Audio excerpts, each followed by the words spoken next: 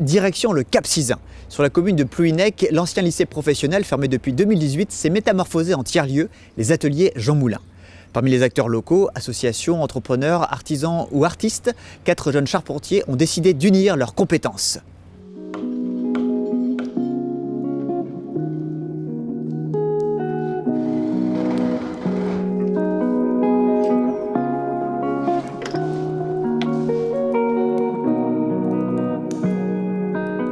L'histoire de l'atelier Ribine, c'est l'histoire d'une rencontre autour du bois et des bateaux. Thomas, Pierre, Chloé et Alban ont fait connaissance au chantier de l'Enfer à Douarnenez, une association de préservation des savoir-faire maritimes. On s'est tous rencontrés là-bas. On a d'abord travaillé ensemble à construire un bateau de A à Z. C'était juste génial. Et puis du coup j'ai fait des super rencontres et puis c'est pour ça que je suis là maintenant et qu'on a monté un truc à 4. On s'est dit qu'on a envie de continuer à travailler ensemble parce qu'on est reliés par des choses qui nous tiennent à cœur. On est tous les 4 indépendants et on travaille ensemble sur des projets de construction un peu insolites, de cabanes, d'architecture, mais aussi de mobilier, d'agencement. Chaque projet a son coordinateur et le reste de l'équipe est en soutien pour les questions de conception et de réalisation. C'est une ancienne petite crèche qu'il y avait avec 4 murs en pierre, dont 2 qui étaient en train de s'effondrer. Et ensuite, là-dessus, on vient poser une ossature bois et puis une cabane. Donc il y a un volume fermé et puis un volume complètement ouvert. Sur celui-là, c'est moi qui me suis occupé de la commande des matériaux, du dessin principal. Et ensuite, on débriefe ensemble, on regarde comment on construit. Il y en a certains qui ont plus d'habitude que d'autres sur certains types de construction. Au départ, on arrive, il n'y a rien, ou alors il y a les vestiges de quelque chose, et puis on déconstruit, on reconstruit avec des plans, et puis des discussions, et on fait sortir quelque chose de terre, et puis voilà, les gens vivront là-dedans, L'équipe a créé son atelier Ribine après avoir aménagé un appartement collectif au tiers-lieu Jean Moulin.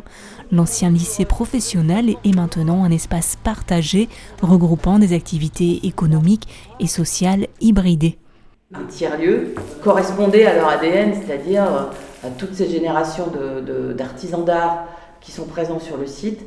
Ce sont des personnes qui ont des savoir-faire assez pointus, et en même temps une très grande envie de travailler avec d'autres. C'est un lieu de rencontre, qui reste un lieu de rencontre ouvert et un lieu d'échange.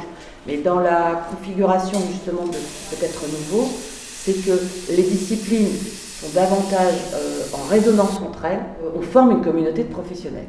Et cette communauté de professionnels, professionnalisante, apprenante, elle s'ouvre au grand public quand on peut proposer des ateliers où on vient faire son transat, par exemple. Ça, on est dans la transmission aussi de savoir, on est dans les choses qui restent gratuites aussi, et ça, pour nous, c'est extrêmement essentiel. C'est avant tout une démarche expérientielle. Donc, il y a un côté aventure, parce qu'il y a des défis à relever. Donc, c'est vraiment des terrains d'invention. Souvent, on dit que c'est des bacs à sable. On s'autorise beaucoup plus l'invention, et du coup, je pense qu'on va beaucoup plus sur des terrains d'innovation. Ribine et les ateliers Jean Moulin sont en mouvement pour créer des expériences collaboratives fortes de sens pour tous. Je pense qu'il faut avoir la niaque, pas lâcher ce qu'on a envie de faire, même si c'est compliqué et qu'il y a toujours des moyens d'y arriver. Mais c'est vrai qu'il faut bien creuser, trouver les bons interlocuteurs. Et c'est pas facile, mais oui, je dirais qu'il faut croire en ce qu'on a envie de faire, La Ribine, c'est le chemin détourné.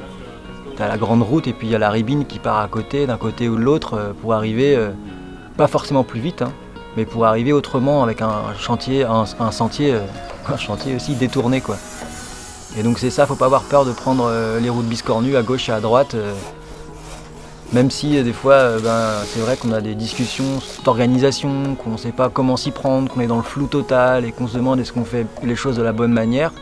En fait, on sait qu'on fait les choses comme on a envie de les faire et que ça nous fait vibrer,